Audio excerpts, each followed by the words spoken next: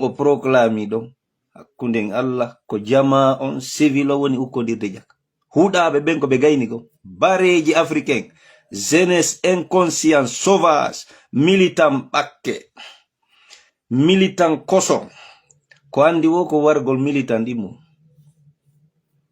haray ko siɗɗo men musidɗo men wonɗo gollude ka binde pale présidentiel ko on ari e men sifana golle wondema ko yi'uɗen ko ko faamuɗen ko haray kamɓe dey joɗiɓe ka capital tawaɓe hay ka gollata ɗon ko waɗi kon deran zaliɓe ɓe gollu ha ɓe gayni ɓe cippi golle ɓe hoti koye banque ɓe gollata kamɓe dey wondema ko faamuɗa emi faami kon wo haray naɗo woɗi élection ji ɗo hari no ton jama militant ɗon andi ko militant salte africain o ko wawi wo ko soppugol ɗimmujo ko wawi wo ko wargol militant ɗimmum wawata dartade police dartota ko militaire ni gendarme ɗi élection ji ɗo hari no ŋunede ton jaka e jaka kafaje no sodede e jaka arme blanche ji no ɗaɓɓa awa ha o yalta ɗo e ngal o wiya o gañike ko wonanimo ko fop men soppa e ɓe men hirsa mo be jaka no nyori jaka woɓɓe ɓe ɗa yalti wino kañum ko kañum gañike 53 kanko wonɗo kalamo wi 60 et quelque ila élection ji ɗin sati yimɓe no ɗaɓɓa tun laɗɗe e kafaji ɗum laaɓi e marché bisawɗe mo be no soodi no maritori wo min terɓe ɓe ɓe andi ɗum ɓe watti wiide condi on ɗuuɗi kadi no mikkitete kam e joni ɓe andi mandawɗa lanni ko sodira e goɗɗo gwara e ɓe tawile si on o proclami ɗon hakkunden Allah ko jama on civil o woni ukkodirde jak huɗaɓe ɓen ko ɓe gayni ko bareji africain jeunesse inconscient sauvage militant ɓakke militant koson ko andi wo ko wargol militant ɗimmo e wallahi ko o holli ko wo ko ɗum puusi larme ɗe puusi sahay président o acce mi dira ɗo ƴetto nani taw leydi ukkodir Allah ɗum o joni ko paran ɗum banque fermali ɓe gollu ha ɓe gayni ɓe cippi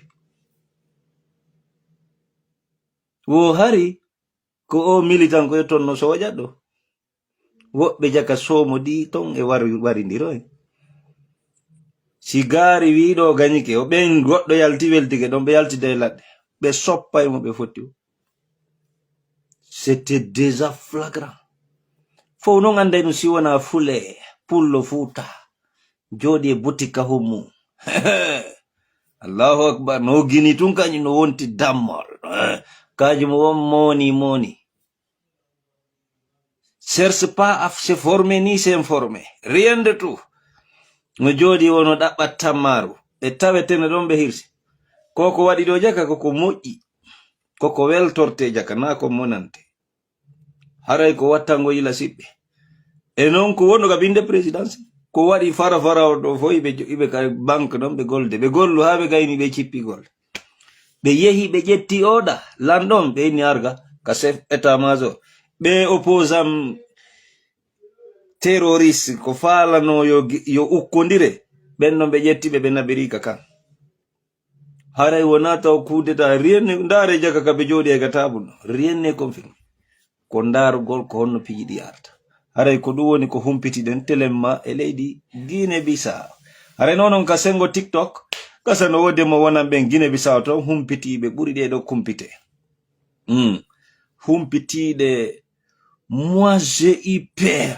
dès que j'ai vu Sékou Ba Konaté là-bas selon un homme un frère sur TikTok Deniyanke haray kanko ko ɗum o waɗi commenté ndar déjà ɓe jondo kumpitangal o windi ok merci sabuna mi weltanike muradu moƴƴuru ko cadre jo molnaɗo wonɗo ka leydi ton e wonɗo golde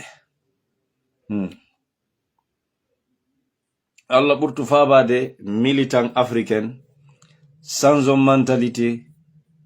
Arrêtons d'avoir la haine entre nous, le bas peuple.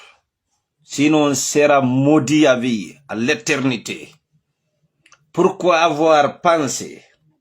Pourquoi avoir raisonné? Pourquoi avoir une grosse haine d'acheter une machette au nom d'une élection? Quand tu te proclames ici, tes militants là, je vais les égorger. Ça, c'est mauvais esprit.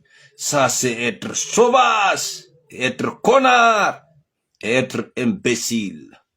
Sans cette mentalité jeunesse africaine, l'élection n'a aucun droit de tuer un être humain. On doit tout faire pour que les élections en Afrique soient libres et transparentes. Mais c'est toi et moi qui va faire ce combat, cette idée, pour que ça s'installe chez nous aussi en Afrique. Élection, 24 heures, résultat est connu de tous. Devant tout le monde, boum bang, qui a gagné? C'est elle. J'accepte le perdant. Vive le vainqueur. 5 ans, tu travailles, tu réalises. Si tu fais rien, 5 ans, on te sanctionne dans les élections. Boum, une seule fois, tu tombes. L'autre encore vient. 5 ans, on va voir. Tu réalises, on te donne deuxième fois. Tu réalises pas, tu dégages. L'autre vient encore. C'est ça la démocratie. C'est ça aussi qui va nous faire avancer. Sinon, on restera comme ça. Comme des chiens faronnés. Haray ko dum bandrabe. Haray onon sengo ka Facebook do mi acciti on. Menen ka TikTok do. Men dara si men waway hirude seda. On jarama.